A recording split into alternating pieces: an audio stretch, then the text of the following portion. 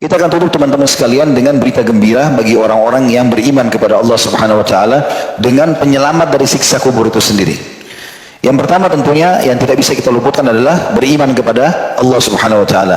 Kalau teman-teman beriman, mematuhi Allah, yakin Allah adalah mematuhi syariatnya, mengikuti Rasulullah SAW, mengikuti para sahabat, maka ini masuk dalam hadis Al-Bara ibn Azib radhiyallahu anhu yang mengatakan bahwasanya kata Nabi SAW, kalau orang mukmin meninggal dunia, didudukkan di kuburannya, lalu ditanya oleh Munkar dan Nakir, siapa Tuhanmu, siapa Nabimu, apa kitabmu, dia akan jawab dengan sangat mudah, bagaimana pendapatmu dengan laki-laki ini dalam riwayat lain yang maksudnya Nabi Muhammad SAW, dia akan mengatakan dia adalah utusan Allah, maka dibukakan baginya pintu surga dan menjadilah kuburannya taman dari taman surga. Dalam riwayat lain dilapangkan kuburannya seluas pandangan mata. Berarti beriman dan bertauhid kepada Allah dan beramal saleh adalah termasuk sumber pertama penyelamatan. Kemudian yang kedua, rutin membaca surah Al-Mulk, ya. Secara khusus surah Al-Mulk ini punya kedudukan tersendiri, 30 ayat dalam Al-Quran. Itu disebutkan dalam riwayat-riwayat yang sahih. Di antaranya, ya, surah Al-Mulk. Di antaranya disebutkan oleh Nabi sallallahu alaihi wasallam, "Inna suratan min kitabillahi ma hiya illa 30 ayah." Ketahuilah dalam Al-Qur'an ada satu surah dalam kitabnya Allah tidak lebih daripada 30 ayat saja. Syafa'at li rajulin fa akhrajathu minan nari wa adkhalathu al-jannah. Dia pasti akan menolong pembacanya dari api neraka dan pasti memasukkannya ke dalam surga. Kemudian dalam riwayat yang lain kata Nabi sallallahu alaihi wasallam, "Inna suratan minal Qur'ani, inna suratan fil Qur'ani 30 ayat." Sesungguhnya ada surah dalam Al-Qur'an 30 ayat. Syafa'at li rajulin hatta ghufira lahu. Dia akan terus memberikan pertolongan, rekomendasi untuk pembacanya sampai diampuni pembacanya. Hiya tabarakalladzi biyadihil mulk. Dia adalah Maha Suci Allah yang telah memiliki kerajaan, ya. Maksudnya Maha Suci Allah yang di tangannya lah kerajaan yang sesungguhnya. Itu semua hadis ini diriwayatkan oleh Abu Dawud 1400 dan juga diriwayatkan Tirmidzi, An-Nasa'i dan dengan sanad sahih. Hadis yang lain juga kata Nabi SAW, "Man qara'a tabarakalladzi biyadihil mulk kulla lailatin mana'ahu Allahu biha min adzabil qabr."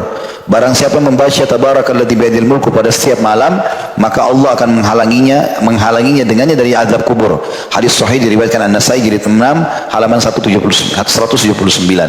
Jadi usahakan teman-teman surah Al-Mulk secara khusus dihafal. Dan kata ulama boleh juga dia dicicil bacaannya. Misal kita baca di sholat qabliyah duhur 5 ayat atau 10 ayat, kan dia 30 ayat. Mungkin di maghribnya, mungkin di qabliyah asarnya kita baca, atau di sholat duhanya, intinya kita membacanya.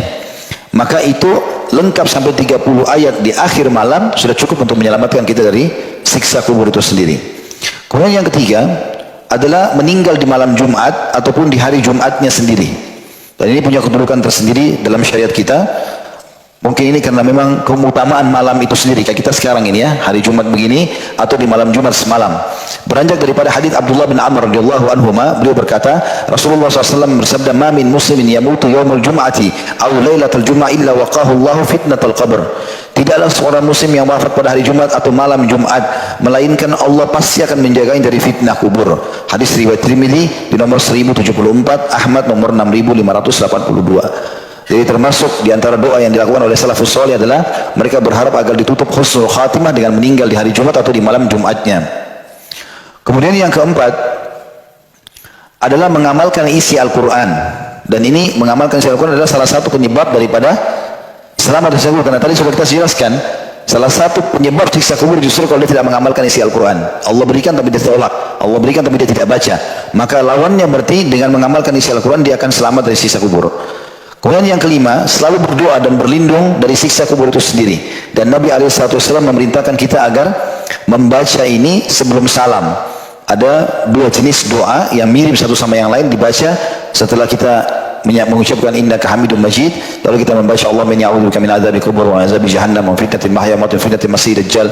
Ada juga yang lainnya Allahumma inni a'udzubika min adzabil qabr wa a'udzubika min fitnatil masiihid dajjal wa a'udzubika min fitnatil mahya wa mamat wa a'udzubika minal ma'thami wal maghram. Dua-duanya mirip, tapi intinya kita berlindung dari siksa kubur itu sendiri. Dan Nabi SAW pernah melewati kuburan, kemudian jenazah sahabat mau dimasukkan, lalu beliau mengatakan, untuk tempat seperti inilah, sambil beliau menangis, ditetekan air mata jatuh ke tanah, untuk seperti tempat inilah kalian harusnya berlindung, ya, berlindung kepada Allah dari siksa kubur. Jadi selalu kita minta agar diselamatkan dari siksa kubur. Kemudian yang keenam teman-teman, semua jenis mati syahid. Jadi mati syahid itu banyak sekali, tidak harus orang mati syahid di medan perang. Sebagaimana akan kita bacakan riwayatnya insyaallah. Riwayat yang menjelaskan masalah itu bahwasanya Nabi SAW bersabda, "Ma ta'uduna syahid mi fikum?" Apa saja yang kalian anggap sebagai syuhada di antara kalian? Nabi SAW tanya kepada para sahabat.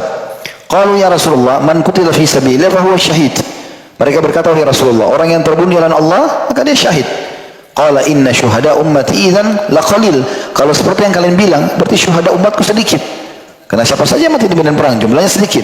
Kemudian beliau mengatakan, qalu faman hum ya Rasulullah? Kalau begitu siapa saja yang mati syahid lagi ya Rasulullah? Mulailah Nabi SAW hitung. Man qutila fi sabilillah fa huwa syahid. Siapa yang mati memang di jalan Allah berperang, maka dia mati syahid.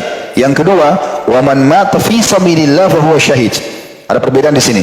Yang pertama mati di medan perang, yang kedua mati dalam perjalanan menuju ke jalan Allah. Seperti orang menuntut ilmu, kayak antum saya menuntut ilmu insyaallah, atau antum mencari rezeki yang halal buat keluarga, semua di jalan yang Allah ridhohi. Kalau mati maka mati syahid. Musafir, mau silaturahim keluarga, semua masuk dalam fi sabilillah. Jadi bukan jihad saja. Yang ketiga, wa man mata fit ta'uni fa huwa syahid. Siapa yang mati karena kena penyakit pes, penyakit kusta, menular, dan dia mati, maka dia mati syahid. Yang keempat, wa man mata fil batni fa huwa syahid. Bahkan kata Nabi SAW, siapa yang mati kena penyakit apapun di perutnya, maka dia mati syahid. Kemudian berkatalah seseorang perawi Ibnu Muqsam, "Asyhadu ala abika fi hadzal hadits annahu qala wal ghariqu syahid." Ada seseorang langsung mengatakan pada saat itu, dan aku juga mendengar sendiri, ada seorang sahabat yang menambahkan bahwasanya Nabi SAW bersabda, dan orang yang tenggelam pun mati syahid. Orang yang tenggelam pun mati syahid. Ada riwayat lain juga menjelaskan orang yang mati terbakar, ya kebakaran, maka dia juga mati syahid. Nah ini semua adalah penyebab selamatnya dari siksa kubur, karena orang-orang yang mati syahid kata Nabi SAW akan selamat dari fitnah kubur. Masuk dalam riwayat lain juga wanita yang meninggal dalam keadaan hamil atau melahirkan. Dan ini juga disebutkan dalam banyak riwayat berhubungan dengan masalah itu tentunya.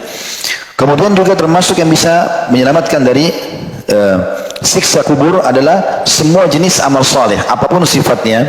Amal soleh itu walaupun sunnah, apalagi kalau wajib, semuanya bisa menyelamatkan. Dan itu dirangkumkan dalam sebuah riwayat, ya, yang kata Nabi SAW, tadi saya sempat bacakan riwayat itu, saya ulangi lagi, bahwasanya mayit kalau ditaruh dalam kuburan, kemudian malaikat datang, ya, kata Nabi SAW, sesungguhnya mayit kalau diletakkan di kuburan, maka ia dapat mendengar suara sandal-sandal mereka ketika mereka mau pulang meninggalkannya.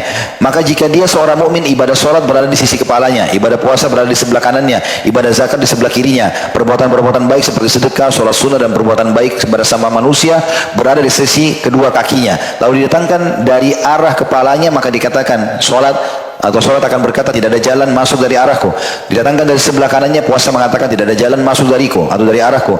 Didatangkan sebelah kirinya, didatangi sebelah kiri oleh malaikat, maka zakat mengatakan tidak ada pintu masuk dari arahku. Kemudian didatangi dari arah kedua kakinya, maka semua amal-amalnya dari sedekah, sholat sunnah, amal-amal kebaikan berkata bahwasanya tidak ada pintu masuk dari arahku. Maka malaikat pun meninggalkannya. Maksudnya malaikat tidak lagi menanyakan kepadanya fitnah kubur tersebut, maksudnya siapa Tuhanmu, siapa nabimu, dan seterusnya. Kemudian yang kedelapan teman-teman sekalian, bila jenazah itu disolati 40 sampai 100 orang, makin banyak orang yang solati dia, maka makin bisa selamat dari siksa kubur.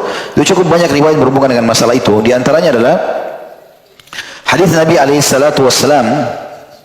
Beliau mengatakan, tidaklah, atau ma min mayyitin yusalla alaihi ummatun minal muslimina yabluguna mi'atan kulluhum yashfa'una lahu illa syuffi'a fihi. Tidaklah seorang mayit yang disolatkan oleh sekelompok kaum muslimin yang jumlahnya mencapai 100 orang, kecuali, dan masing-masing dari mereka meminta pertolongan kepada Allah agar mayit ditolong, kecuali syafaat mereka akan diterima. Dan hadis ini diriwayatkan Imam Muslim nomor 947.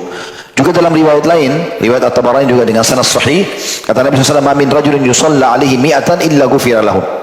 Tidak ada satu orang pun yang disolati mayit 100 orang kecuali akan diampuni dosa-dosanya. Itu riwayat tentang 100. Kalau riwayat tentang 40 adalah dikatakan bahwasanya dari hadis Quraib radhiyallahu anhu bahwa anak Abdullah bin Abbas meninggal di Kudait atau di Usfan, di sebuah wilayah. Ibnu Abbas lalu berkata, "Wahai Quraib, lihatlah berapa banyak orang yang berkumpul untuk mensolatinya." Jadi kebetulan dia punya anak meninggal sebelum dia. Ayahnya Abdullah bin Abbas ini tanya kepada muridnya, "Siapa, banyak enggak orang yang mau solati anak saya?" Quraib berkata, "Lalu aku keluar, ternyata banyak orang yang sudah berkumpul. Kemudian aku memberitahukan hal itu kepadanya." Ibnu Abbas radhiyallahu anhu berkata, "Engkau berkata berapa jumlah mereka? Apakah jumlah mereka mencapai 40?" Quraib berkata, "Iya." perhitunganku mencapai 40. Ibnu Abbas berkata radhiyallahu anhu, keluarkanlah mayit tersebut, artinya biarkan disolati oleh mereka, karena aku pernah mendengarkan Rasulullah SAW bersabda, tidaklah seorang muslim meninggal dunia lalu jenazahnya disolati oleh 40 yang tidak mempersekutukan Allah sedikit pun, melainkan Allah pasti akan menerima syafaat atau doa untuk mereka.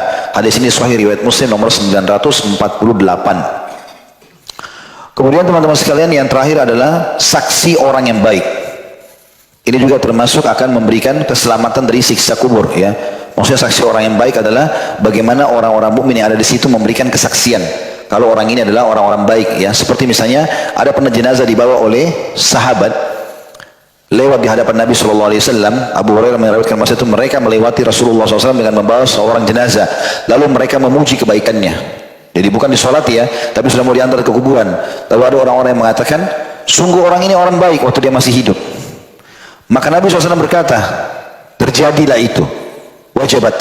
Maka kemudian mereka melewati juga Nabi SAW dengan membawa jenazah yang lain. Lalu sebagian orang menyebutkan keburukannya, orang ini tidak baik, orang ini begini dan begitu. Maka Nabi SAW mengatakan, wajibat, telah terjadi seperti yang kalian ucapkan. Lalu beliau bersabda, sungguhnya sebagian kalian adalah saksi dari sebagian lainnya di muka bumi ini.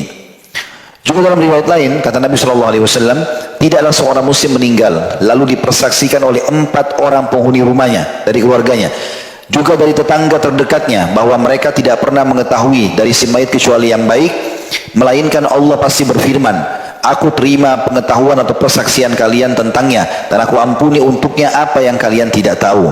Hadis ini diriwayatkan Abu Ya'la dan Ibn Hibban, dan hadis ini dari Anas dan disebutkan dalam Sahih Targhib Tarhib di nomor 3515. Artinya 4 orang saja berikan kesaksian sudah cukup untuk dimaafkan orang tersebut agar dia berikan kesaksian. Begitu juga dalam riwayat yang lain, bahwasanya ada seseorang yang bernama Abul Aswad. Orang ini pernah ketemu dengan Umar bin Khattab. Dia mengatakan, aku mendatangi kota Madinah dan ternyata di sana tengah terjangkit suatu penyakit dan mereka mati serentak. Tepatnya penyakit taun, ya, penyakit pes. Karena Nabi SAW pernah bilang, tidak akan terjadi kiamat sampai keluar 6 tanda-tandanya. Nah, dia hanya salah satu tanda-tanda. Di antaranya adalah lahirnya aku, diutusnya aku jadi Nabi, meninggalnya aku. Kemudian bebasnya Palestina, kemudian tersebarnya penyakit pes di tengah-tengah umatku. Dan itu ternyata terjadi di zaman Umar bin Khattab. Lalu tersebar penyakit ini dan banyak orang yang meninggal. Kemudian aku duduk dekat Umar bin Khattab. Lalu ada jenazah yang dibawa melewati mereka. Maka mereka memuji kebaikan si mayit. Maka Umar lalu berkata seperti Nabi bilang, wajibat, pasti seperti yang kalian ucapkan. Kemudian ada jenazah lain yang dibawa melewati mereka. Lalu mereka mengatakan kebaikan si mayit. Kata Umar, wajibat, seperti yang kalian ucapkan. Kemudian jenazah yang ketiga dibawa melewati mereka dan mereka menyebut-nyebut keburukannya. Lalu Umar pun mengatakan dengan perkataan yang sama, wajibat. Abul Aswad, seorang tabi'in ini berkata, aku bertanya, apa yang pasti, apa yang wajibat tadi yang betul akan terjadi, wahai Amirul Mukminin? Umar berkata, aku berkata sebagaimana pernah diucapkan Nabi SAW, muslim mana saja yang mendapatkan persaksian dari 4 orang bahwa dia adalah orang baik, maka Allah pun akan memasukkannya ke dalam surga. Lalu kami bertanya, kalau 3 saksi bagaimana? Rasulullah SAW mengatakan juga kalau 3. Lalu kami bertanya lagi, kata Umar, bagaimana kalau 2? Maka Nabi SAW mengatakan 2 juga. Kata Umar, kemudian kami tidak bertanya lagi kepada Nabi SAW tentang 1 orang. Hadis ini sahih riwayat Bukhari, An-Nasai, Tirmidzi, Baihaqi dan juga Ahmad, dan ini tentunya hadisnya hadis sahih. Dan ini menandakan teman-teman sekalian bahwasanya kesaksian, banyaknya kenalan kita orang-orang baik selama hidup, dan akhirnya mereka kena dekat dengan Allah, mereka berikan kesaksian juga kepada kita. Dia tahu kita adalah, walaupun orang pernah buat dosa sekarang sudah taubat, atau kita pernah beribadah dan dia tahu, maka dia berikan kesaksian, ini sudah diterima oleh Allah Subhanahu wa ta'ala. Allahu a'lam. Jadi bahasan kita insyaallah tentang masalah penyebab siksa kubur tadi sudah kita sebutkan, kurang lebih ada 19 poin, dan juga tentang penyelamat dari siksa kubur sendiri ada 9 poin yang sudah saya susun. Allahu a'lam, kalau masih ada yang lain tentunya, tapi kita berdoa kepada Allah Subhanahu wa taala semoga sisa umur kita ini Allah berkahi dan Allah Subhanahu wa taala lebih mudahkan kita dalam ketaatannya dan meninggalkan kemaksiatan, sehingga nanti tentu pada saat masuk ke dalam kubur kita sudah meninggalkan keluarga kerabat kita, maka kita pun dalam keadaan ditemani oleh amal saleh sebagaimana sabda Nabi SAW, kalau orang itu meninggal dunia orang beriman, maka akan terwujudkan amal soleh dalam bentuk laki-laki yang tampan dan bercahaya, dan saking bersih dan tampannya sampai dia mengatakan, siapa kamu ini, wajahmu mendatangkan kebaikan. Dia mengatakan, aku adalah amal solehmu yang akan selalu menemanimu. Semoga kita termasuk ini insyaAllah. Dan jangan sampai kita menjadi orang-orang yang sebaliknya, yang kata Nabi SAW, kalau dia orang kafir, orang munafik, orang fasik, maka akan datang orang di sebelahnya menakutkan, bau badannya tidak sedap, dan dia takut orang ini sampai mengatakan, siapa kamu ini, sungguh wajahmu mendatangkan keburukan. Dia mengatakan, aku adalah amal buruk yang akan menemani kau sampai hari kiamat. Maka kita harusnya menjaga semua ini, karena waktu kita sangat terbatas. Kita teman-teman kalau meninggal dunia, ini kalimat menurut saya sebelum pertanyaan, kita kalau meninggal dunia, maka hari itu juga seakan-akan kisah kita sudah habis. Contoh misal, ada orang terkenal, punya jabatan, lalu dia meninggal hari itu, maka sudah habis semua dari dia. Apapun yang ditinggalkan dari mobil, dari rumah, dari pekerjaan, dari harta, dari keturunan, dari pasangan hidup, udah selesai semua. Nggak bisa buat apa-apa. Nggak bisa lagi diapa-apakan, mau didatangkan pun tidak mungkin. Maka seperti sudah habis kisah dia pada saat itu. Orang akan mengenang dia sehari, 2 hari, 3 hari, habis itu orang akan melupakan dia. Beberapa saat nanti mungkin setahun sekali baru diingat. Sekarang teman-teman jujur di sini, di antara kita yang orang tua yang sudah meninggal, berapa kali kita ziarah kubur beliau? Berapa kali kita doakan mereka? Di antara kakek-kakek dan paman kita atau tante-tante kita, siapa yang di antara kita sudah melakukan perbuatan baik untuk orang-orang mayit? Artinya gini, kita lebih baik beramal buat diri kita sendiri, kita persiapkan sebelum meninggal, agar itu akan berjalan sendiri dibandingkan kita berharap orang lain akan mengerjakan buat kita nantinya.